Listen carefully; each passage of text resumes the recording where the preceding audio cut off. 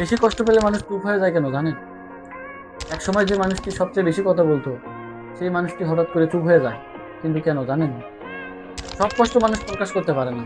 কিছু কিছু কষ্ট আছে মানুষকে ভিতর থেকে বদলে দেয়। যখন একজন মানুষ বারবার অবহেলা পায়, সে ভেঙে পড়ে। তখন সে বুঝতে শুরু করে সব অনুভূতি সবাইকে বলা যায় না। একসময় মানুষ নিজের কষ্ট শেয়ার করতে চায়, কিন্তু ভুল মানুষকে বিশ্বাস করার পর সে ধীরে ধীরে নিজের ফিলিংস নিজের মধ্যে রেখে দেয়। Silent battle. বাইরে থেকে মানুষকে পারফেক্টলি ফাইন মনে হয়, কিন্তু ভেতরে ভেতরে তারা প্রতিদিন ফাইট করছে। প্রিয় বন্ধুরা, তাই কারো নীরবতাকে দুর্বলতা মনে করবেন না।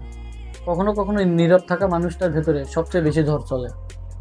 আপনার আশেপাশে আপনার ভাই বন্ধু, আপনার আত্মীয় স্বজনের মাঝে কেউ যদি এরকম হঠাৎ করে চুপ হয়ে যায়, তাকে কিছু পারুন আর না পারুন, মানসিকভাবে তাকে সাহায্য করুন।